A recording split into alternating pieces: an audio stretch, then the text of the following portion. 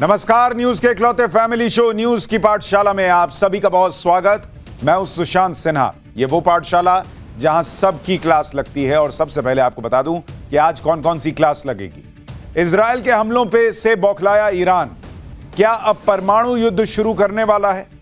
सिर्फ ईरान नहीं, इजराइल ने बनाया वो प्लान जो पूरे मिडिल ईस्ट का नक्शा बदल देगा। आज उसके बारे में बताऊंगा। इजराइल के हाथ लगी ईरान की सबसे बड़ी कमजोरी, तेहरान में क्यों हड़कंप मचा है? इजराइल का 4 फ्रंट वॉर, 4 दुश्मनों को कैसे एक साथ खत्म करेगा इजराइल, आज ये चैप्टर आपको जरूर देखना चाहिए।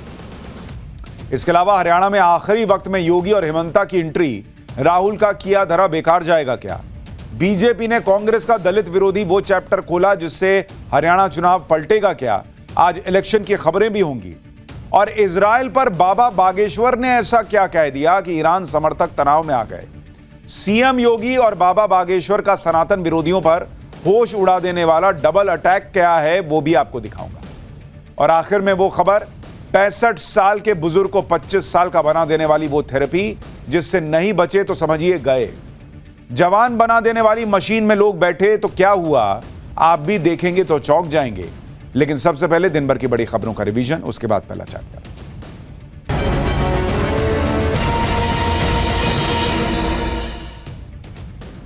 महाराष्ट्र में एनडीए की सीटों पर फॉर्मूला तय हो गया है। सूत्रों के मुताबिक बीजेपी को सबसे ज्यादा सीटें मिल सकती हैं। बीजेपी 155 से 160 सीटों पर चुनाव लड़ सकती है।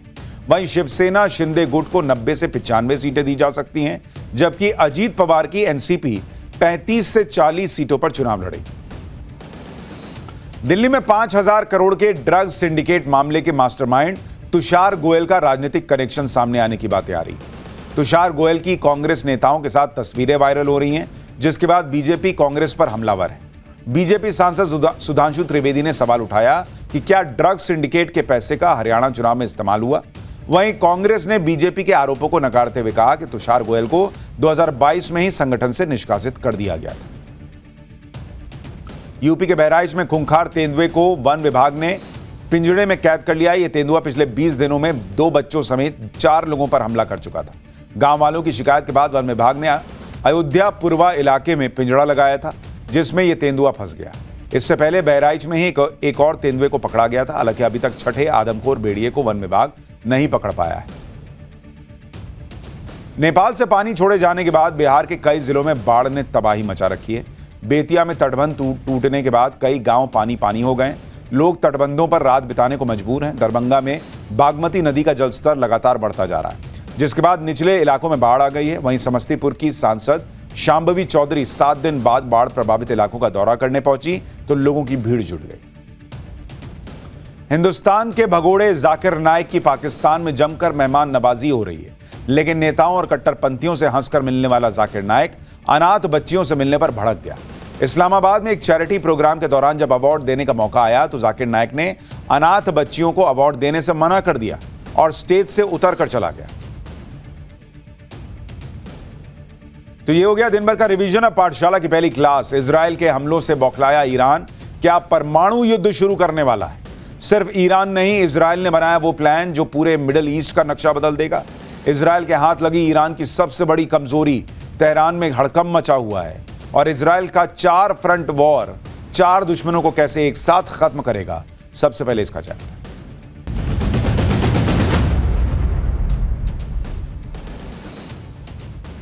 इजराइल जैसा छोटा सा देश, इत्तू सा देश, जिसे आप दिल्ली की आबादी में अगर फिट करने बैठिएगा तो इसमें से 3 इजराइल निकल आएंगे। सोचिए, इतना छोटा सा देश है इजराइल, और यह छोटा सा देश 4 ऐसे दुश्मनों से एक साथ भिड़े बैठा है जो इजराइल को हर कीमत पर खत्म करना चाहते हैं। लेकिन इजराइल को खत्म करने का सपना 70 साल से उसके दुश्मन देख रहे हैं, और वो सपना आज तक वो पूरा नहीं कर पाए, और ना ही ये सपना पूरा हो पाएगा, क्योंकि खात्मे की बारी अब इजराइल के दुश्मनों की है। हमास हो या हिजबुल्लाह, दोनों की लंका लगा रखी है इस वक्त इजराइल ने, और हमास हिजबुल्लाह के साथ साथ अब इजराइल के सीधे निशाने पर है ईरान, जिससे इजराइल को 2 दिन पहले हुए मिसाइल अटैक का बदला भी लेना। कल से यह बात चल रही है कि इजराइल अब अटैक करेगा, अब अटैक करेगा। कल की रात निकल गई, क्या आज की रात इजराइल कुछ बड़ा करने वाला है? या फिर इजराइल को किसी खास टाइमिंग का इंतजार है? वो खास टाइमिंग क्या हो सकती है? इजराइल क्या करने वाला है? ईरान की कौन सी कमजोरी इजराइल के हाथ लग गई है? आज आपको यह सब बताऊंगा पाठशाला में। यह भी बताऊंगा कि क्या इजराइल के हमलों से बौखलाया ईरान परमाणु युद्ध भी शुरू कर सकता है क्या? क्योंकि इजराइल पर ईरान ने जोश जोश में हमला तो कर दिया, लेकिन अब घबराहट उसे हो रही है कि इजराइल पता नहीं कब ठोक दे, कैसा हमला कर दे। कल की रात तो ईरान की किसी तरह से निकली, आज दूसरी रात है और ईरान में डर बहुत है कि कहीं आज ही इजराइल कुछ बड़ा हमला न कर दे। क्योंकि ईरान ने जैसे ही इजराइल पर मिसाइल दागी थी, वैसे ही लोग ये कहने लगे कि ईरान तो गया, गलती कर दी बॉस ईरान ने। इजराइल और अमेरिका उसे छोड़ेंगे नहीं। लोग बस इस बात का इंतजार कर रहे हैं कि इजराइल क्या करेगा और कब करेगा।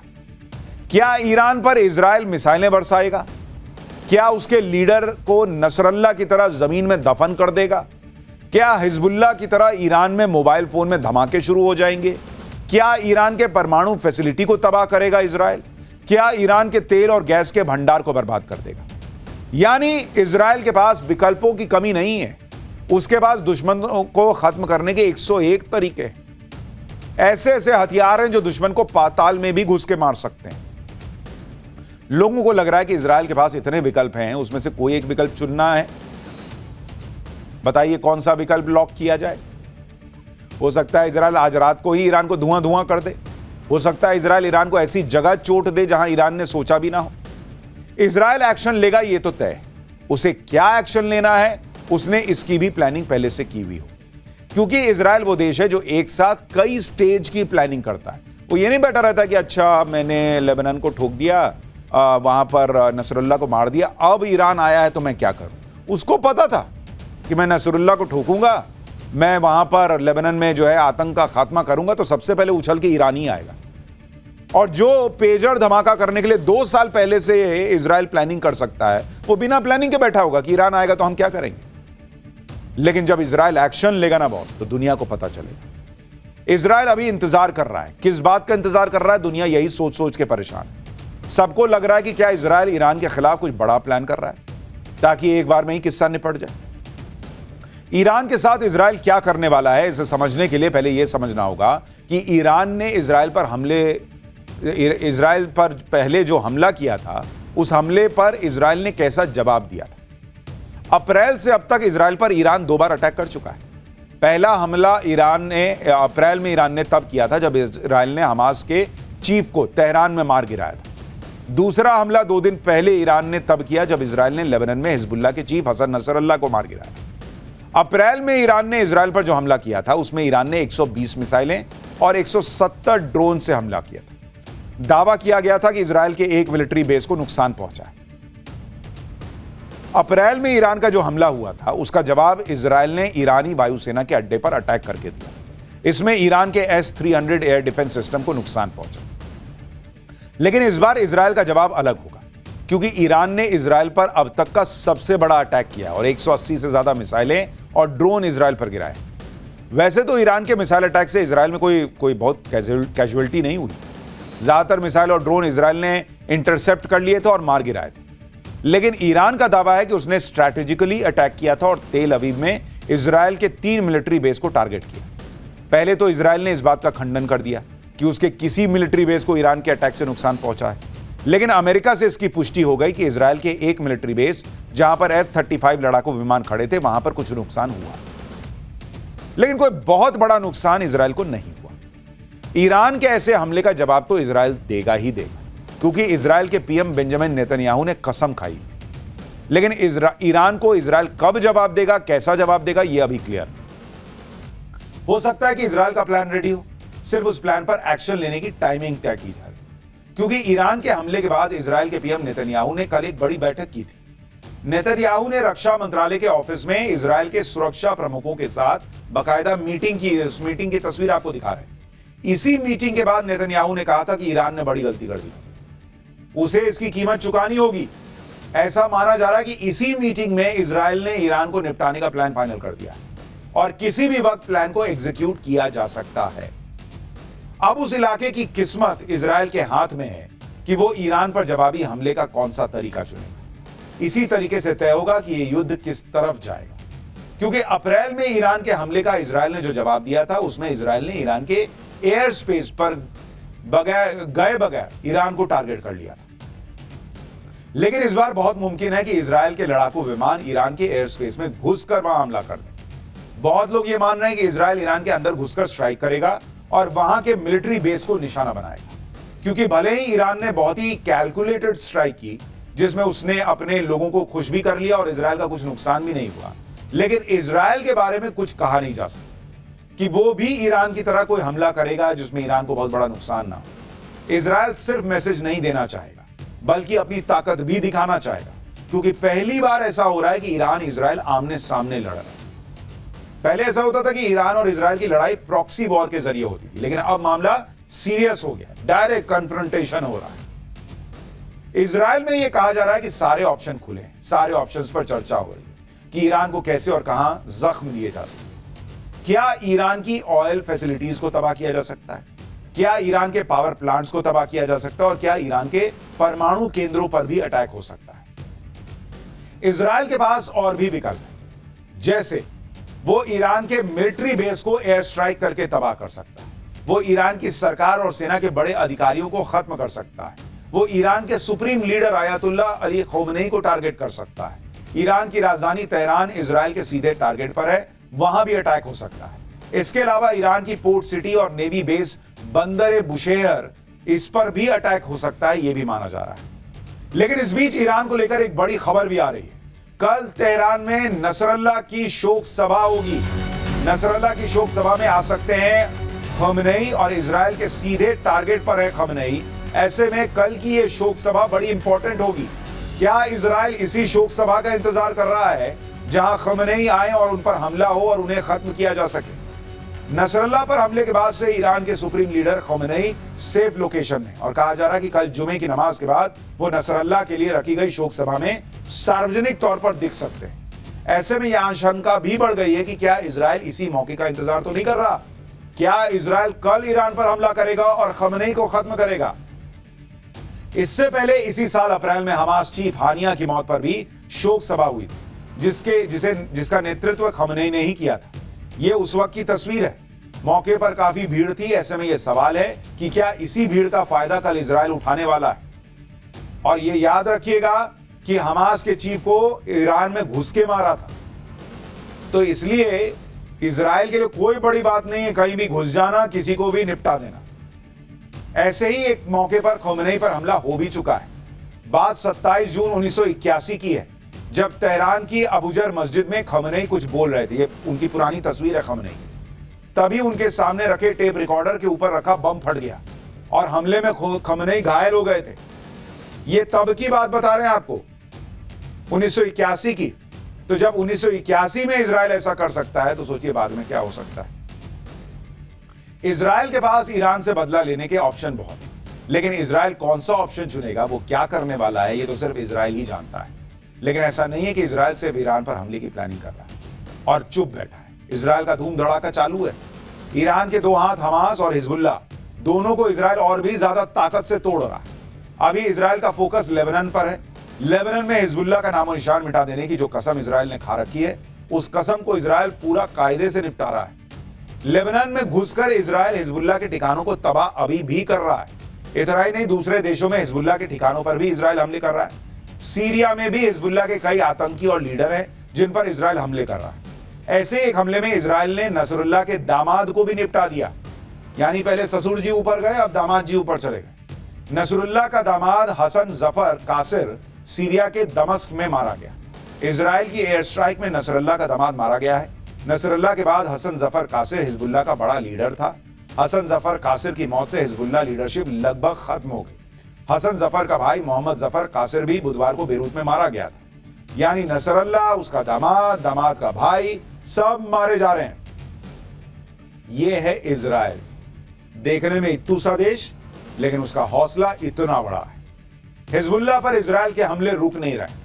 आज ही लेबनान के बेरूत में इजराइल ने भयंकर एयर स्ट्राइक की। इजराइल के इस हमले से हिजबुल्लाह का इंटेलिजेंस हेडक्वार्टर तबाह हो गया। यहीं से हिजबुल्लाह जानकारियां जुटाता था, उसका कमांड सेंटर भी यहीं पर था। इजराइल ने कहा कि हिजबुल्लाह के दूसरे टेरर इंफ्रास्ट्रक्चर को भी एयर स्ट्राइक से गिरा दिया गया। हिजबुल्लाह की लीडरशिप को खत्म करने के साथ साथ इजराइल हिजबुल्लाह के आतंकियों को भी ठिकाने लगा रहा है। लेबनान में इजराइल का ग्राउंड एक्शन चल रहा है। इजराइल की सेना लेबनान में खोज के हिजबुल्लाह के आतंकियों को मार रही है। एयर स्ट्राइक्स की जा रही हैं, वो अलग अलग तरीके से हो रही है, यानी हिजबुल्लाह पर जमीन से लेकर आसमान तक से हमला हो रहा है। और अब तो इजराइल ने अपनी एक और सैन्य टुकड़ी लेबनान भेज दी है कि जब पूरा खत्म कर दिया। लेबनान में इजराइल की सेना किस तरह से टारगेट सेट करके तबाह कर रही है उसके बारे में आपको बताता हूं। इजराइल के सैनिक 2 किलोमीटर अंदर घुस चुके हैं। हिजबुल्लाह के 200 ठिकानों पर हमले हो रहे हैं। दक्षिणी लेबनान में 2 प्रमुख हिजबुल्लाह अड्डे तबाह किए जा चुके हैं और 60 आतंकियों को मार गिराया गया है। हिजबुल्लाह के हथियार डिपो को तबाह कर दिया गया है। चेकपोस्ट और बाकी इंफ्रास्ट्रक्चर भी बर्बाद कर दिया है इजराइल ने। इजराइल अपने दुश्मनों के खिलाफ ताबड़तोड़ एक्शन ले रहा है। गाजा में इजराइल ने हमास के बड़े लीडर रूही मुश्तहा को भी मार गिराया है। रूही मुश्तहा गाजा में हमास की सरकार का प्रमुख था। रूही मुश्तहा को इजराइल डिफेंस फोर्स और शिन बेत के ज्वाइंट ऑपरेशन में मार गिराया गया है। साथ में हमास के 2 कमांडर समेत सिराज और समेह औदेह को भी मार गिराया गया। यानी इजराइल जो है वो हर आतंकी को ऊपर भेज रहा है। मतलब ऊपर अगर घंटी बजती होगी तो हमास, हिजबुल्लाह, इनके सारे आतंकी कहते होंगे कि कोई अपना भाई आया है। लग रहा है इजराइल ने ऊपर भेजा है। गाजा में हमास के ठिकानों पर भी इजराइल ने एयर स्ट्राइक की जिसमें हमास के कई आतंकी मारे गए। यानी हमास और हिजबुल्लाह पर इजराइल कहर बनकर टूट रहा है। हमास और हिजबुल्लाह को ईरान की 2 आंखें और 2 हाथ की तरह माना जा सकता है। इजराइल पहले इन्हीं से निपट रहा है और इसके बीच ही नंबर आएगा ईरान का, क्योंकि इजराइल में यह बात हो भी रही है कि ईरान में जिसे टारगेट करना है उसे टारगेट करो, खुली छूट है, फिर चाहे वो ईरान का न्यूक्लियर प्रोजेक्ट ही क्यों ना हो। इजराइल के पूर्व प्रधानमंत्री नफ्ताली बेनेट ने कहा है कि इजराइल को ईरान के न्यूक्लियर प्रोजेक्ट को टारगेट करना चाहिए, ईरान के एनर्जी फैसिलिटी को टारगेट करना चाहिए। नफ्ताली का कहना है कि पिछले 50 साल में इजराइल के पास यह सबसे अच्छा मौका है मिडिल ईस्ट का नक्शा ही बदल देने का। नफ्ताली कह रहे हैं कि ईरान आतंक के ऑक्टोपस का सिर है। अगर सिर को उड़ा दिया, ईरान को उड़ा दिया, तो उसके हाथ जैसे हमास, हिजबुल्लाह, हूती सब अपने आप खत्म हो जाएंगे, ऑक्टोपस ही खत्म हो जाएगा। सोचिए इजराइल उस समय इतने हौसले के साथ लड़ रहा है, इतनी हिम्मत दिखा रहा है, जिस समय इजराइल के खिलाफ 1-2 नहीं 4 मोर्चे पर उसके दुश्मनों ने इजराइल को घेर रखा। इजराइल 1 नहीं 4 मोर्चों पे लड़ रहा है भाई। आप खुद देखिए भाई, गाजा में हमास के खिलाफ इजराइल की जंग चल रही है, लेबनान में हिजबुल्लाह को ठोक रहा है, ग्राउंड एक्शन चल रहा है, यमन के हूती आतंकियों से इजराइल लड़ रहा है और अब ईरान के साथ भी उसने जंग शुरू कर दी। 4 दुश्मनों से इजराइल एक साथ लड़ रहा है और इसलिए ईरान के खिलाफ एक्शन लेने से पहले इजराइल पूरी तैयारी भी कर रहा है। इजराइल के पास ईरान का एक ही बार में काम तमाम करने का बड़ा मौका तो है, लेकिन ईरान के परमाणु केंद्रों पर हमला करने का आइडिया अमेरिका को पसंद नहीं आया। अमेरिका को लगता है कि आइडिया बहुत रिस्की है, इसलिए अमेरिका ने कह दिया है कि वो ईरान की न्यूक्लियर साइट्स पर अटैक को लेकर इजराइल का समर्थन नहीं करेगा। अमेरिकी राष्ट्रपति जो बाइडेन से जब सवाल किया गया कि क्या वो ईरान के परमाणु प्रोग्राम पर हमले का समर्थन करेंगे, इस पर अमेरिकी राष्ट्रपति ने साफ कहा कि नहीं, ऐसा नहीं करूंगा मैं। जो बाइडेन ने कल हुई G7 की बैठक के बाद यह बयान दिया। G7 देशों के बीच ईरान पर नए प्रतिबंध लगाने को लेकर चर्चा हुई है। जो बाइडेन ने कहा कि वो इजराइल के साथ इस बात पर चर्चा करेंगे कि वो क्या करने वाला है। जो बाइडेन का कहना था कि वो जल्द ही नेतन्याहू से बात करेंगे। अमेरिका क्यों कह रहा है कि ईरान के परमाणु केंद्रों पर हमला करना अच्छा आइडिया नहीं, इसके बारे में आगे बताऊंगा। पहले आपको ईरान के न्यूक्लियर ठिकानों के बारे में बताता हूं कि ईरान ने कहां-कहां न्यूक्लियर ठिकाने बना रखे हैं। ईरान ने 6 अलग-अलग लोकेशन पर परमाणु केंद्र बनाए। एक तो तेहरान में, फोर्दोव में, अरक, नतांज, इस्फहान और बुशेर, ये 6 इलाके हैं जहां पर 6 परमाणु केंद्रों के जरिए ईरान अपने परमाणु बम के सपने को पूरा करने की कोशिश कर रहा है, ऐसा माना जाता है। यही आरोप अमेरिका और इजराइल लगातार लगा रहे हैं, जबकि ईरान का कहना है कि न्यूक्लियर एनर्जी के लिए वो काम कर रहा है। लेकिन आप यह भी समझ लीजिए कि किसी भी देश की परमाणु साइट्स को अटैक करना बहुत मुश्किल काम है, और ईरान के मामले में तो यह पाताल के अंदर जाने जैसा है, क्योंकि ऐसा दावा है कि ईरान की कुछ न्यूक्लियर फैसिलिटी तो जमीन के अंदर से चल रही है। पिछले साल ही एक रिपोर्ट में यह खुलासा हुआ था कि ईरान के पहाड़ों के बीच उसकी न्यूक्लियर साइट नातांज है। इस न्यूक्लियर साइट के पास बहुत सारे टनल बनाए गए। सैटेलाइट इमेज से इसका खुलासा हुआ। रिपोर्ट के मुताबिक यह टनल 6 मीटर चौड़ी और 8 मीटर लंबी है। रिपोर्ट का दावा था कि ईरान अपनी फैसिलिटी को 80 से 100 मीटर की गहराई में बना रहा है। दावा था कि ईरान ने ऐसा अमेरिका और इजराइल के हमले से बचने के लिए किया, क्योंकि अमेरिका ऐसी अंडरग्राउंड फैसिलिटी को टारगेट करने के लिए जो बंकर बस्टर बम है, जो बिना फटे जमीन से 60 मीटर तक जा सकते हैं, उसका इस्तेमाल कर सकता है। और इसका असर 80 से 100 मीटर की गहराई में बनी ईरान की न्यूक्लियर फैसिलिटी पर नहीं होगा। G7 के सभी देश ये तो मान रहे हैं कि अपने बचाव में इजराइल के पास ईरान पर एक्शन की छूट है, लेकिन कोई भी देश G7 का ईरान के परमाणु प्रोग्राम पर हमला करने का समर्थन नहीं कर रहा। यहां तक कि जो अमेरिका इजराइल का पक्का सहयोगी है, जो हर कदम पर इजराइल के साथ खड़ा दिखता है, वो भी नहीं चाहता कि ईरान के न्यूक्लियर प्रोग्राम को टारगेट किया जाए। इसकी वजह भी है, और वो वजह यह है कि अगर इजराइल ने ईरान की न्यूक्लियर फैसिलिटी पर हमला किया तो फिर यह युद्ध और भड़क जाएगा और पूरा मिडिल ईस्ट इसकी चपेट में आ सकता है। इसलिए अमेरिका कह रहा है कि इजराइल को कि हमले का जवाब तो दो, उसका अधिकार है तुम्हारे पास, लेकिन जवाब देना भी चाहिए और ऐसा हो कि थोड़ा सीमित कंट्रोल मामले में जवाब दो। अमेरिका को डर है कि ईरान के न्यूक्लियर साइट को टारगेट किया गया तो यह युद्ध परमाणु युद्ध में बदल जाएगा, जिसे रोकना किसी के बूते की बात नहीं है। एक बार परमाणु युद्ध शुरू हुआ तो दूसरे बड़े देश भी इस युद्ध में कूद जाएंगे। अमेरिका को रूस का भी डर होगा, जो बार बार परमाणु हमले की धमकी दे रहा है। पहली और आखिरी बार परमाणु बम का इस्तेमाल अमेरिका ने किया था, जिसमें 1.5 लाख से ज्यादा लोग मारे गए थे और पूरी दुनिया हिल गई। अमेरिका इजराइल के साथ है। अगर इजराइल के हमले की वजह से परमाणु युद्ध छिड़ा तो अमेरिका पर भी ब्लेम आएगा। इसलिए अमेरिका इजराइल को उस रास्ते पर नहीं जाने देना चाहता जहां से लौटने का कोई रास्ता ही ना बचे। लेकिन इस वक्त एक और बड़ी खबर आ रही है। अमेरिका के राष्ट्रपति जो बाइडेन ने कह दिया है कि आज की रात ईरान में कुछ नहीं होगा। हम इजराइल को आदेश नहीं, सलाह देते हैं। इजराइल को बदला लेने का पूरा हक है, जो बाइडेन ने यह कहा है। यानी जो बाइडेन साफ कह रहे हैं कि इजराइल बदला तो लेगा, लेकिन वो ये भी कह रहे हैं कि आज रात कुछ नहीं होगा। ऐसे में सवाल खड़ा होता है कि कल नसरुल्लाह की मौत पर जो शोक सभा होनी है, क्या उसी में कुछ होगा? क्या टारगेट ख़ोमेनी होगा? ये संशय और बढ़ गया। आज जो बाइडेन से जब इजराइल के पलटवार के बारे में पूछा गया तो जो बाइडेन ने क्या कहा है, एक बार आपको सुनवा दें। First of all, we don't allow Israel, we advise Israel, and there's nothing going to happen today. We'll talk about that later. अगर इजराइल ने अमेरिका की नहीं सुनी और ईरान की न्यूक्लियर फैसिलिटी को टारगेट किया तो ईरान भी चुप नहीं करेगा। वो भी परमाणु बम से हमले कर सकता है। ईरान के पास परमाणु बम है या नहीं, इसे लेकर दुनिया पहले से ही डरी हुई है। ईरान का न्यूक्लियर प्रोग्राम विवादों में घिरा रहा है। दरअसल साल 2015 में ग्लोबल सुपर पावर्स के सामने ईरान ने यह समझौता किया था कि वो न्यूक्लियर बम नहीं बनाएगा और यूरेनियम का इस्तेमाल सिर्फ ऊर्जा उत्पादन के लिए करेगा। लगभग 20 साल पहले ईरान के सुप्रीम लीडर ख़ोमेनी ने फतवा जारी करके यह ऐलान किया था कि न्यूक्लियर बम बनाना गैर इस्लामिक है। लेकिन ईरान समय समय पर यह धमकी देता रहा कि अगर इजराइल और अमेरिका ने ईरान के साथ कुछ भी गलत किया तो वो न्यूक्लियर बम जरूर बनाएगा। इसी साल मई में ख़ोमेनी के सलाहकार ने ऐलान किया था कि अगर इजराइल ने ईरान की न्यूक्लियर फैसिलिटी पर हमला किया तो ईरान न्यूक्लियर बम बनाने पर मजबूर हो जाएगा। इस वक्त ईरान के पास 164 किलो यूरेनियम मौजूद है। इसमें से ज्यादातर यूरेनियम 60% प्योरिटी वाला है, लेकिन परमाणु बम बनाने के लिए 90% से ज्यादा प्योरिटी वाला यूरेनियम लगता है। ईरान की 2 ऐसी न्यूक्लियर फैसिलिटी हैं जहां पर करीब 90% की शुद्धता यानी प्योरिटी वाला यूरेनियम है। पिछले 10 साल में ईरान ने अपनी न्यूक्लियर क्षमता को 10 गुना बढ़ा लिया है और एक्सपर्ट्स के मुताबिक ईरान के पास इतनी क्षमता है कि वो चाहे तो हफ्ते भर में 2 परमाणु बम तो बना ही सकता है। सुनने में 2 परमाणु बम लग रहे हैं, लेकिन 2 परमाणु बम भी दुनिया तबाह करने के लिए काफी है, दुनिया में तबाही लाने के लिए काफी है। देखिए, ईरान घबराया तो हुआ है कि इजराइल कुछ ना कुछ तो करेगा।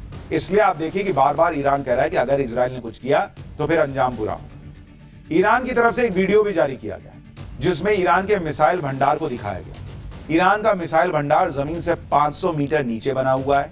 ये एक तरह से ईरान की मिसाइल सिटी है जहां खतरनाक मिसाइलें रखी गई। इस अंडरग्राउंड मिसाइल सिटी को इस तरह से बनाया गया है कि कहा जाता है कि इस पर बंकर बस्टर्स बम का असर नहीं होगा। ईरान की मिसाइल सिटी में मिसाइल लॉन्च की सारी फैसिलिटी, यहां ईरान अपने F4 फाइटर जेट्स और मीडियम रेंज इमाद बैलिस्टिक मिसाइलें रखता है। ये बंकर 2015 में बनकर तैयार हो गए थे। यहां की सुरक्षा के लिए सैकड़ों कमांडो हमेशा तैनात रहते हैं। यानी ईरान ये दिखा रहा है कि उसके पास मिसाइलों की कोई कमी नहीं। अगर इजराइल ने ये कोई हरकत की तो उसका जवाब दिया जाएगा। इजराइल की तैयारियों के बीच ईरान भी अपनी तरफ से तैयारियां कर रहा है, वो भी चुप नहीं बैठा है। ईरान के सुप्रीम लीडर खमेनी ने सेना के अधिकारियों के साथ महत्वपूर्ण बैठक की, उसकी तस्वीरें भी सामने आई हैं। इजराइल पर 1 अक्टूबर को हमले के बाद खमेनी की सेना अधिकारियों के साथ यह पहली बैठक। ईरान के सुप्रीम लीडर खमेनी ने इस बैठक में इजराइल के संभावित हमले और ईरान के पलटवार को लेकर चर्चा की। ईरान का कहना है कि अगर इजराइल ने कुछ भी किया तो 1 अक्टूबर से भी भयंकर हमला अब किया जाएगा। खमेनी की ईरानी सेना के अधिकारियों के साथ बैठक का एजेंडा क्या था, यह भी आपको बताता हूं। खमेनी ने इजराइल पर हमले के लिए जवानों की तारीफ की, ईरान के सैनिकों को आगे की तैयारी का आदेश दिया। इजराइल के पलटवार पर एक्शन की पूरी प्लानिंग की गई। इजराइल के हमले का कैसे जवाब देना है इसका ब्लूप्रिंट तैयार किया गया। यानी ईरान भी अपनी तरफ से यह दिखाने की कोशिश कर रहा है कि वो तैयार है, किसी भी इमरजेंसी के लिए उसकी सेना फुल प्रिपेयर्ड है। ऐसे में भारत में भी कुछ लोग हैं जो नसरुल्लाह और हिजबुल्लाह के समर्थन में रैलियां निकाल रहे हैं। पिछले कुछ दिनों में देश के अलग अलग हिस्सों से ऐसी तस्वीरें आई हैं जिसमें हिजबुल्लाह आतंकी नसरुल्लाह के मारे जाने पर लोग सड़कों पर उतरे और नसरुल्लाह के समर्थन में नारेबाजी की। इस तरह की रैलियों और लोगों पर सरकार की नजर भी है। नवरात्र का पर्व शुरू हो गया और इस दौरान नसरुल्लाह और हिजबुल्लाह के नाम पर कोई हंगामा ना हो, कोई बवाल ना हो, इसके लिए यूपी की योगी सरकार ने कमर कस ली। खबर यह आ रही है कि योगी सरकार ने अलर्ट जारी कर दिया है। लखनऊ में कल जुमे को लेकर अलर्ट जारी हुआ है। नसरुल्लाह पर प्रोटेस्ट के बाद सतर्क है यूपी सरकार। संवेदनशील इलाकों में पुलिस की तैनाती की गई है और अफवाह फैलाने वालों पर एक्शन होगा, ये योगी सरकार ने क्लियर कर दिया है। यानी कल जुमे की नमाज के बाद कोई स्थिति न बिगड़े, इसके लिए योगी आदित्यनाथ सरकार अभी से तैयार हो गई। खैर, तैयारियां तो चुनाव को लेकर भी हुई और हरियाणा और जम्मू कश्मीर में चुनाव को लेकर जो तैयारियां हुई, अब उसका फाइनल रिजल्ट आने का समय है। पाठशाला में बगली क्लास, हरियाणा में आखिरी वक्त में योगी और हेमंता की एंट्री, राहुल का किया धरा बेकार जाएगा क्या? बीजेपी ने कांग्रेस का कौन सा दलित विरोधी चैप्टर खोला जिससे पलटेगा हरियाणा चुनाव क्या? अब इसका चैप्टर।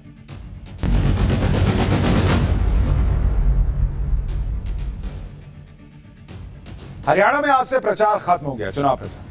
अब 5 अक्टूबर को सारे नेताओं का टेस्ट है, जब जनता वोट देने के लिए निकलेगी और फिर 8 अक्टूबर को पता चलेगा कि हरियाणा में बीजेपी हैट्रिक लगा पाएगी या फिर कांग्रेस का कमबैक होगा। रिजल्ट क्या होगा चुनाव का, ये तो पब्लिक के हाथ में है, लेकिन प्रचार में किसी पार्टी ने कोई कमी नहीं छोड़ी। खास तौर पर राहुल गांधी ने तो हरियाणा के लिए खास 3 दिन की एक यात्रा भी निकाली खास तौर पर, और कांग्रेस के लिए माहौल बनाने में जुटे रहे।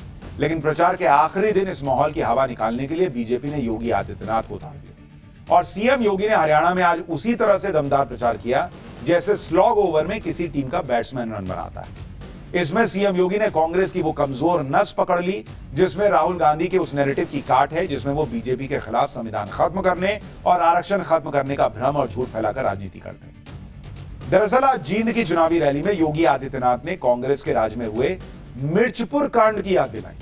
इससे पहले पीएम मोदी, गृह मंत्री अमित शाह, केंद्रीय मंत्री मनोहर लाल खट्टर और हरियाणा के सीएम नायब सिंह सैनी ने भी अपनी चुनावी रैलियों में मिर्चपुर और गोहाना कांड का बार बार जिक्र किया। बीजेपी ने मिर्चपुर और गोहाना कांड को क्यों हथियार बनाया, क्यों याद दिलाया, उसकी वजह भी आगे बताऊं, लेकिन पहले सुनिए मिर्चपुर कांड के बहाने सीएम योगी ने किस तरह कांग्रेस को निशाने पर लिया। ये वही कांग्रेस है जिसके समय में मिर्चपुर की घटना घटित हुई थी। ये वही कांग्रेस है जिसने बाबा साहब भीमराव अम्बेडकर का अपमान किया था।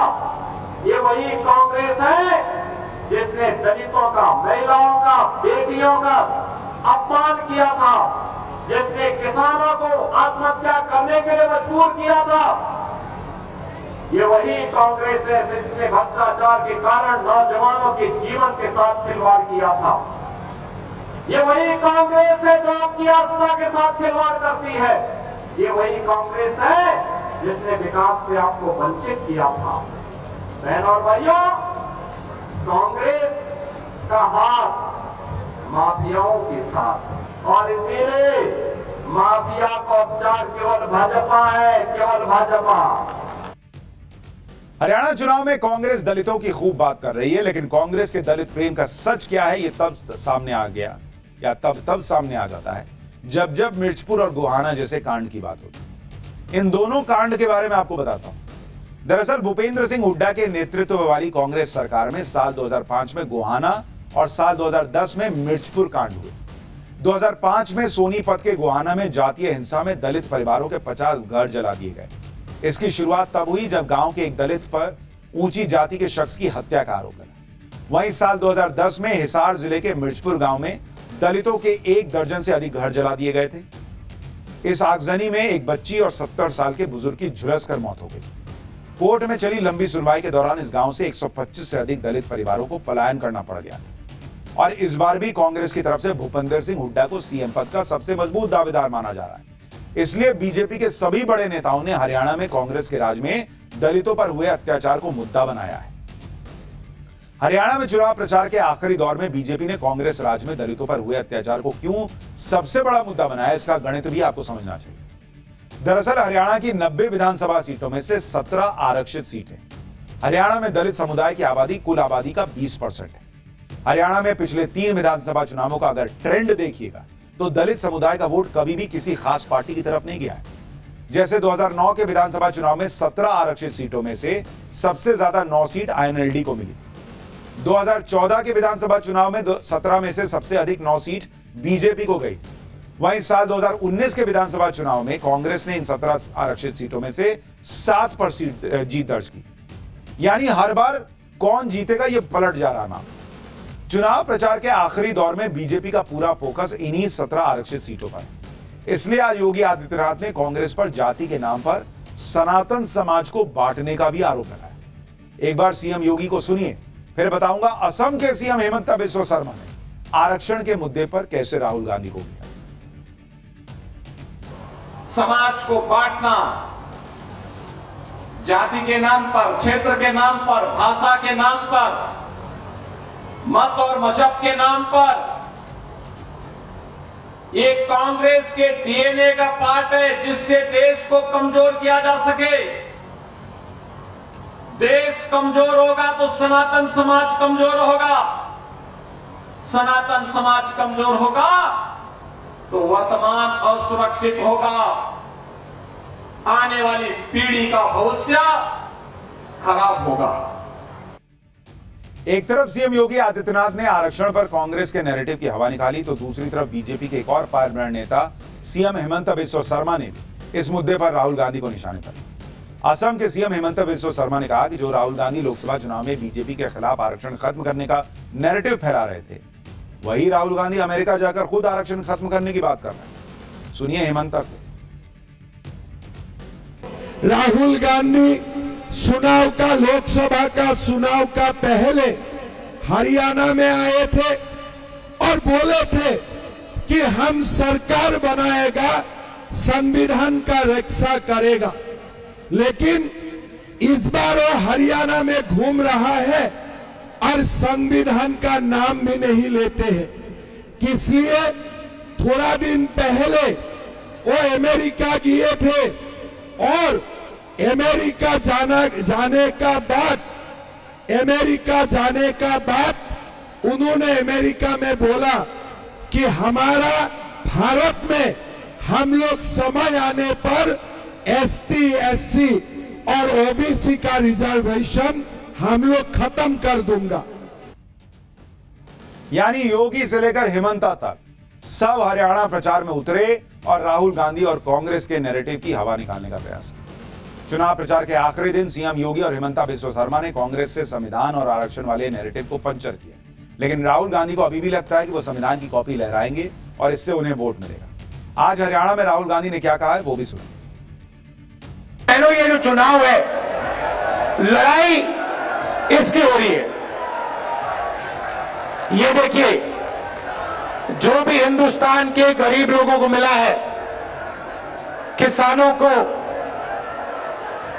गरीब लोगों को, मजदूरों को इस किताब ने दिया है। और ये आपका संविधान है, ये हिंदुस्तान के हर नागरिक का संविधान है और ये आपकी रक्षा करता है। इस संविधान को, अंबेडकर जी के संविधान को, गांधी जी के संविधान को, आपके संविधान को बीजेपी और आरएसएस के लोग खत्म करने में लगे हुए हैं। संविधान बदल देने का झूठ हो या आरक्षण खत्म कर देने का झूठ, राहुल गांधी अपनी जाति वाली राजनीति से बीजेपी के हिंदुत्व की काट देगा। लेकिन राहुल गांधी की इन बातों की काट योगी ने निकाली, जिन्होंने साफ साफ हिंदू समाज को कहा कि बटेंगे तो कटेंगे, यानी हिंदू समाज को एकजुट रहना है, फिर भले ही उन्हें खटाखट फटाफट का कोई भी लुभावना वादा क्यों ना किया जाए। राहुल गांधी के खटाखट और फटाफट पर सीएम योगी ने क्या कहा, एक बार वो भी सुनिए। उन्होंने ये भी कहा था कि चुनाव के बाद हम 1 लाख रुपए हर एक गरीब को देंगे और खटाखट योजना के माध्यम से इनसे बोलना चाहिए, कहां है वो खटाखट? कांग्रेस से थोड़ा पूछिए। और जो राहुल गांधी जी आपके पास आते थे खटाखट कहने के लिए, आज वे यहां से तो पहले मैदान छोड़ करके सपाचट हो चुके हैं। जिस खटाखट और फटाफट अंदाज में आज योगी आदित्यनाथ ने हरियाणा में कांग्रेस की उम्मीदों पर पानी फेरा, उससे राहुल गांधी भी बैकफुट पर नजर आए। जो राहुल गांधी अब तक हरियाणा चुनाव में कांग्रेस का तूफान आने का दावा कर रहे थे, उन्हीं राहुल गांधी को अब लगने लगा है कि हरियाणा में चुनाव लड़ रही छोटी छोटी पार्टियां उनका गणित बिगाड़ सकती है। इसलिए आज राहुल गांधी ने इन सभी छोटी पार्टियों को बीजेपी की बी टीम बता दिया, जबकि इसमें वो आम आदमी पार्टी भी शामिल है जो इंडी गठबंधन में कांग्रेस की साथी है। पहले सुनिए छोटी पार्टियों पर राहुल गांधी ने क्या कहा है, फिर आपको बताऊंगा चुनाव प्रचार के आखिरी दिन राहुल की सो कॉल्ड छोटी पार्टी आम आदमी पार्टी के दिग्गज कहां प्रचार करने होते हैं। हम मोहब्बत फैलाते हैं, वो नफरत फैलाते हैं। हम इसकी रक्षा करते हैं, संविधान की रक्षा करते हैं, अंबेडकर जी की संविधान की रक्षा करते हैं, वो इसे खत्म करते हैं। छोटी छोटी पार्टियां घूम रही है, ये बीजेपी की ABCDEF टीम्स है। इनको आप समर्थन मत दीजिए, कांग्रेस पार्टी को अपना वोट दीजिए और यहां बीजेपी की सरकार को हटाने का काम कीजिए।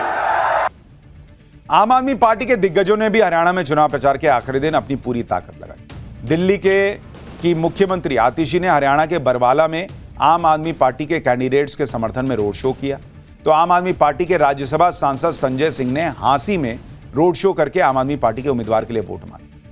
हालांकि हरियाणा में वोटिंग से पहले आज बीजेपी को उस वक्त एक झटका भी लगा जब अशोक तंवर आज कांग्रेस में शामिल हो गए। महेंद्रगढ़ में राहुल गांधी की मौजूदगी में अशोक तंवर ने कांग्रेस में घर वापसी कर ली। इसी साल लोकसभा चुनाव से ठीक पहले भूपेंद्र सिंह हुड्डा से नाराजगी के बाद अशोक तंवर बीजेपी में चले गए थे।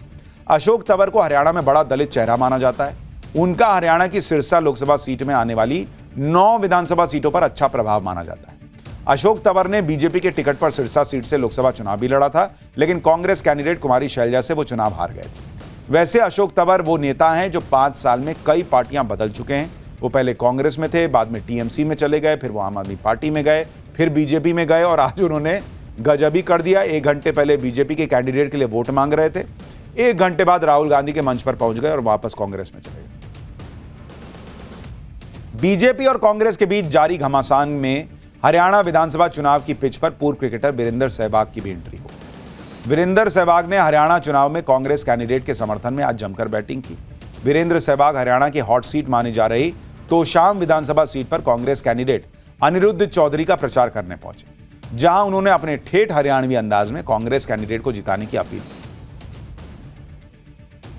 लठ काट रखे है, इतनी आवाज तो स्टेडियम में भी ना आई जितनी हड़ान लग रही है। बस उम्मीद यह करूं कि आवाज अनिरुद्ध चौधरी तक भी पहुंचेगी और अनिरुद्ध चौधरी ने आप लेकर जाओगे विधानसभा, चंडीगढ़ बैठाओगे हैं? आवाज आई नहीं।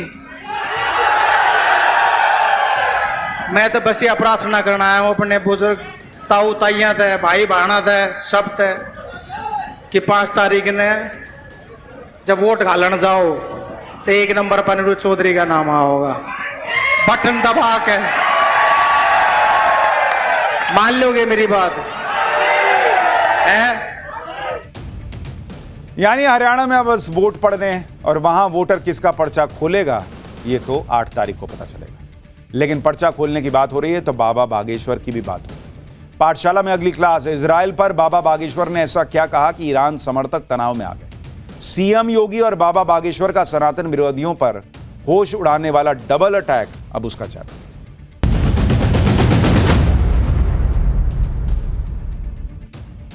हिंदू धर्म और सनातन को मानने वालों के लिए आज सबसे बड़ा दिन। आज से शारदीय नवरात्रि की शुरुआत हो गई है। इन 9 दिनों में मां भगवती की पूजा अर्चना करके करोड़ों हिंदू पूरी दुनिया में को सनातन के बारे में जागरूक करते हैं।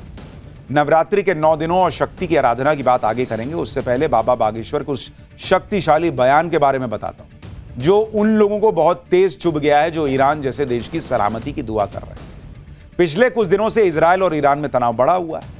इजरायल के पलटवार को लेकर ईरान में डर का माहौल है। ऐसे में आतंक के खिलाफ अपनी शक्ति दिखाने वाले इजरायल को बाबा बागेश्वर ने क्या मैसेज भेजा है, पहले वो सुनिए। इसके बाद सनातन का मजाक बनाने वाले लोगों को बाबा बागेश्वर का करारा जवाब भी सुनाऊंगा। कुछ लोगों को आतंकवादियों से बड़ी मोहब्बत है, इसलिए वो उनके सपोर्ट में इस प्रकार के कृत्य करते रहते हैं। पर कोई नहीं, अच्छा करता है इजराइल, अच्छा कर रहा है। इजराइल ने मारी ना, बेस्ट ऑफ लक। यानी बाबा बागेश्वर इजरायल को बेस्ट ऑफ लक कह रहे हैं कि और ठोको। बाबा बागेश्वर के बयानों से बहुत लोगों को ऊर्जा मिलती है, लेकिन बहुत सारे लोग बाबा बागेश्वर के बयानों से परेशान भी हो जाते हैं।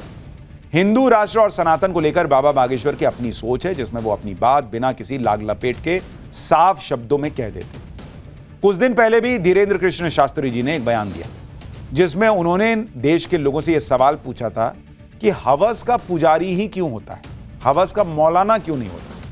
इस बयान के बाद पूरे देश में हड़कंप मच गया। हैरानी की बात यह है कि 1990 में हवस के पुजारी नाम की एक फिल्म भी आई थी। इस फिल्म को रिलीज हुए 34 साल हो गए हैं, लेकिन जो सवाल बाबा बागेश्वर ने पूछा वो सवाल पिछले 34 साल में शायद किसी और के दिमाग में नहीं आया होगा। इस पूरे बयान के पीछे बाबा बागेश्वर ने जो तर्क दिया है, पहले उसे सुनिए। इसके बाद इस बयान का विरोध करने वाले लोगों को क्या जवाब दिया वो भी सुनवाऊंगा। मुसलमान कभी नहीं अपने मौलवियों की बेइज्जती करते, लेकिन हम लोग करते हैं। हम उनके विरोध में या पक्ष में नहीं है किसी के भी। हम एक बात बोल, अच्छा हम लोग इतने विचित्र लोग हैं, कितनी सोची समझी। कभी कभी बातें होती हैं ना, हवस के पुजारी, हवस का मौलवी नहीं कभी सुना होगा, पुजारी जरूर होता है। अच्छा मौलवी क्यों नहीं हो सकता है? नहीं हो सकता है। क्यों? क्योंकि हम लोगों के दिमाग में बहुत प्रायोजित तरीके से ब्रेन को ब्रॉस करने के लिए, हमारे दिमाग में कुतर्क भरने के लिए शब्दों को पहुंचाया गया और भरा जा रहा। बाबा बागेश्वर का मानना है कि सनातन का मजाक उड़ाने की साजिश के तहत इस तरह के टाइटल फैलाए जाते हैं, हवस का पुजारी। इसका दूसरा पहलू यह भी है कि हिंदू धर्म में सहनशीलता है, इसलिए सनातन और हिंदू धर्म के खिलाफ सालों से इस तरह का नैरेटिव सेट किया गया। लेकिन अब जब बाबा बागेश्वर ने देश के हिंदुओं को इस बारे में सोचने के लिए कहा, तो उनके इस बयान से पूरे देश में हल्ला मच गया। बहुत से लोग उनका विरोध कर रहे हैं। ऐसे लोगों को बाबा बागेश्वर ने क्या जवाब दिया है वो भी सुनिए। इसके बाद यूपी के सीएम योगी आदित्यनाथ का वो बयान सुनाऊंगा जिसने सनातन के खिलाफ माहौल बनाने वालों को तगड़ा मैसेज दिया। ये उनकी मूर्खता है। हमने किसी भी प्रकार से नफरती बयान नहीं दिया, हमने एक सोची समझी हुई साजिश का पर्दाफाश किया है। ये एक मुस्लिम के खिलाफ थोड़ी है या इस्लाम के खिलाफ है, ये किसी के खिलाफ नहीं है। एक पुरानी चीजें जो प्रायोजित तरीके से हमारे सनातनी हिंदुओं को, हम धर्म गुरु हैं, हमारा दायित्व है धर्म की रक्षा करना।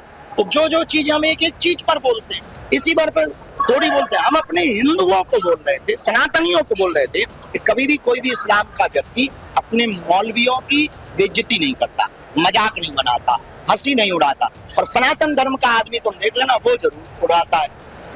कई ऐसे मुहावरे हैं जो बहुत प्राचीन मुहावरे हैं, मुंह में राम बगल में छुरी, ऐसे मुहावरे हैं। तो हमने इस पे भी चर्चा हम करते हैं।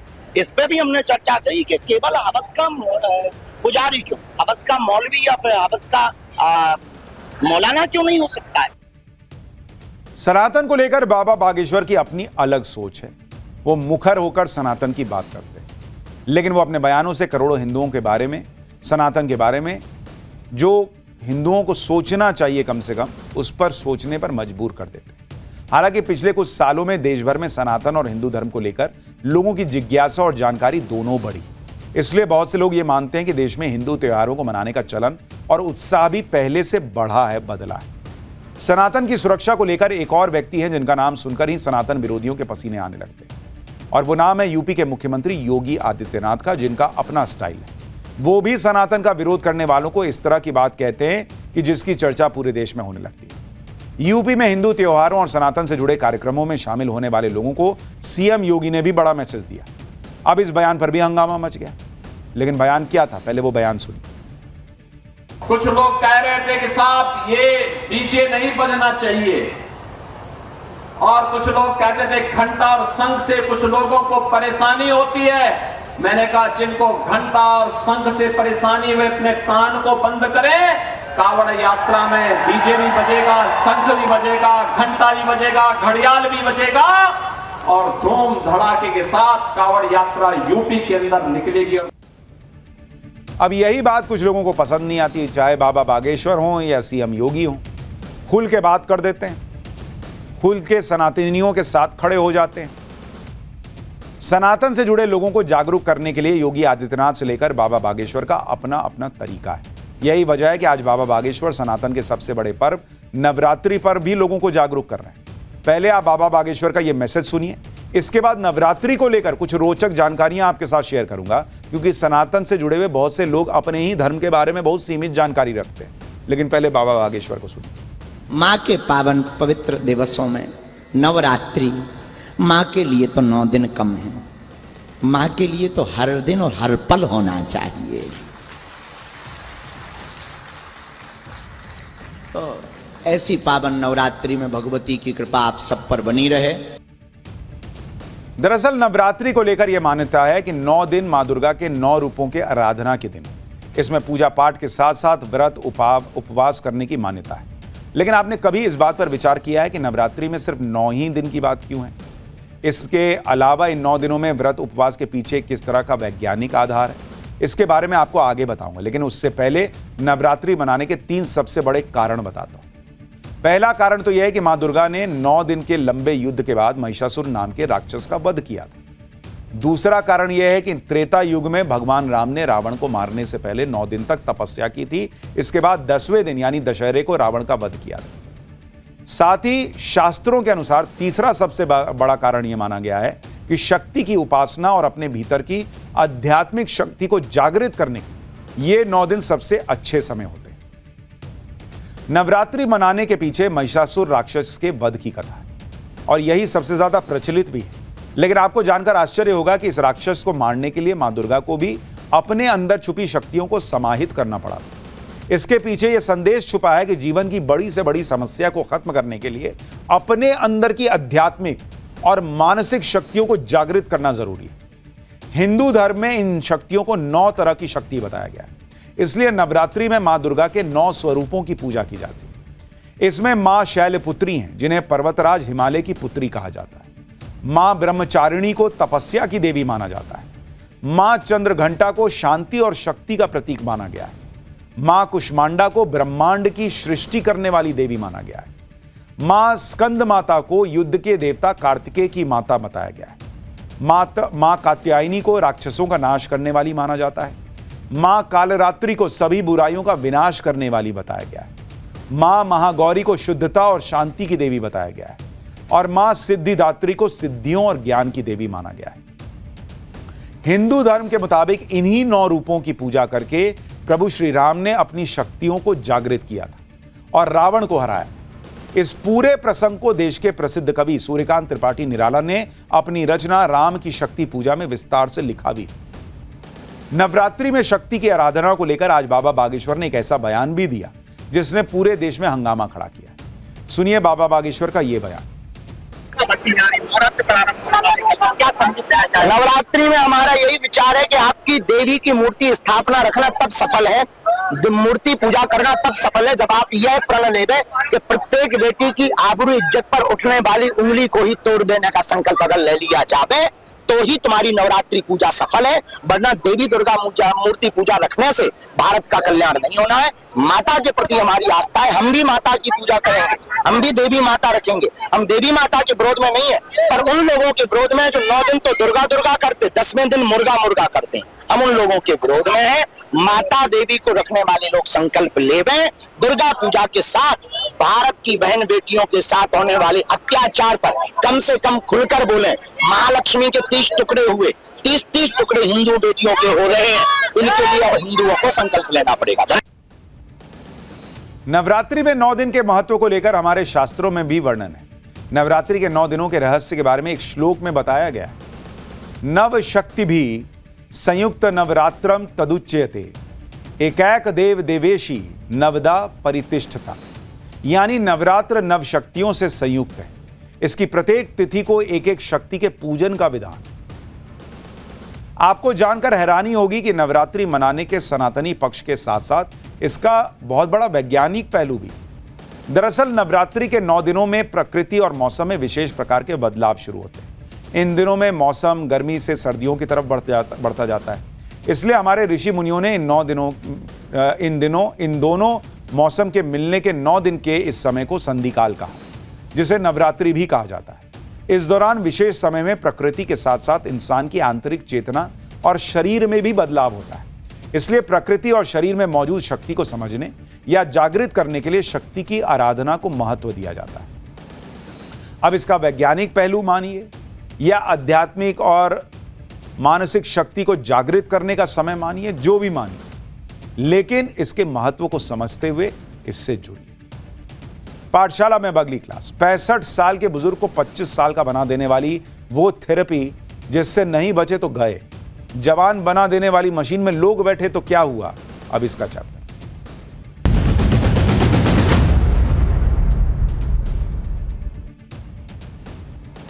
पिछले कुछ दिनों से फर्जीवाड़े के ऐसे ऐसे मामले सामने आ रहे हैं जो अपने आप में गजब है। कोई अपनी दुखभरी कहानी बताकर लोगों को इमोशनल ब्लैकमेल कर रहा है, तो कोई फर्जी अधिकारी बनकर पकड़ा जाता है और सोशल मीडिया पर छा जाता है। वहीं अब कानपुर में ऐसा फ्रॉड सामने आया है जिसमें लोगों को जवान बनाने के नाम पर चूना लगाया जा रहा था। ये वो लोग हैं जो आपके इमोशंस के साथ तो खेल ही रहे हैं, आपकी जेब पर भी डाका डाल रहे हैं। हिमांशु नाम का शख्स तो आपको याद ही होगा, जिसने बताया था कि ऑनलाइन गेमिंग के चक्कर में वो 96 लाख रुपए हार गया। सोशल मीडिया ने उसे हाथों हाथ लिया, कई लोगों ने मदद भी की, लेकिन जब सच्चाई सामने आई तो लोग हैरान रह गए। इसी तरह बिहार पुलिस ने पिछले दिनों मिथिलेश नाम के एक शख्स को पकड़ा था जो आईपीएस की वर्दी पहनकर घूम रहा था। पकड़े जाने के बाद मिथिलेश ने बताया कि किसी ने उससे 2 लाख रुपए का चूना लगाकर फर्जी आईपीएस बना दिया। लेकिन अब वही मिथिलेश यूट्यूब पर रिलीज हुए एक गाने में नजर आ रहा है। फर्जी आईपीएस से सिंगर बनने तक मिथिलेश के फर्जी प्रोफेशन की पूरी लिस्ट दिखाऊं, लेकिन पहले बात करते हैं कानपुर के बंटी भगली की। एक अनोखा मामला कानपुर से सामने आया, जहां जालसाज दंपति ने सैकड़ों लोगों के एक नहीं बल्कि 2 बार लूट लिया। ऐसी स्कीम लेकर आए कि अगर आप भी सुनेंगे तो आप भी एक बार के लिए पैसा लगाने के लिए तैयार हो जाए। दरअसल राजीव दुबे और रश्मि दुबे नाम के इन आरोपियों ने रिवाइवल वर्ल्ड नाम से एक थेरेपी सेंटर खोला, जिसमें दावा किया गया कि 65 साल के बुजुर्ग को 25 साल का जवान बना देंगे। इसके लिए एक मशीन के जरिए ऑक्सीजन थेरेपी देने की इन्होंने बात कही। 65 साल के लोगों को हफ्ते में 5 दिन प्रेशर चैम्बर में शुद्ध ऑक्सीजन दिया जाएगा, यह बताया। यह थेरेपी 3 महीने की होगी, जिसके बाद उम्र 25 साल जितनी हो जाएगी। लोगों को बताया गया कि यह मशीन इजराइल और अमेरिका के वैज्ञानिकों ने तैयार की और इस मशीन को इजराइल से मंगाया जा रहा है, जिसकी कीमत 25 करोड़ रुपए है। अब कौन नहीं चाहेगा कि उसकी उम्र कम हो जाए, वो जवान और खूबसूरत दिखने लगे। राजीव दुबे और रश्मि दुबे ने भी लोगों के इसी इमोशन का फायदा उठाया, या यूं कहें कि लोगों की कम उम्र वाली चाहत को इनकैश कर लिया। दोनों ने मिलकर ऐसा जाल बिछाया कि लोग उसमें फंसते चले गए। इस दंपति ने लोगों को झांसे में लेने के लिए पार्टियों का आयोजन करना शुरू किया, जिसमें खाने पीने और डांस का इंतजाम होता था। पार्टी में ही इनाम की घोषणा कर देते थे। ऐसी पार्टियों और कंपनी के खर्चे को देखकर लोगों को यकीन होने लगा कि वो सही जगह पैसा लगा रहे हैं। कुछ ही महीनों में ठगी के शिकार हुए लोगों की संख्या सैकड़ों तक पहुंच गई। सही आंकड़ा तो अभी तक सामने नहीं आया, लेकिन पीड़ितों के मुताबिक सैकड़ों लोगों से यह दंपत्ति करीब 35 करोड़ रुपए बटोर कर फरार हो गया। 35 करोड़ रुपए। अब जिन लोगों को असली ऑक्सीजन मिलना था, शुद्ध ऑक्सीजन मिलना था, उनको जो हवा में मौजूद ऑक्सीजन है वो भी ढंग से अंदर नहीं जा रही। उनकी सांस अटकी पड़ी है कि पैसा लेके भाग गए लोग। अब आप देखिए कैसी ओरिजिनल मशीन होती है, कैसी डुप्लीकेट मशीन दिखाए, लोगों को बोले कि अरे इसमें बैठो, ऑक्सीजन लो, एकदम 25 साल के हो जाओ।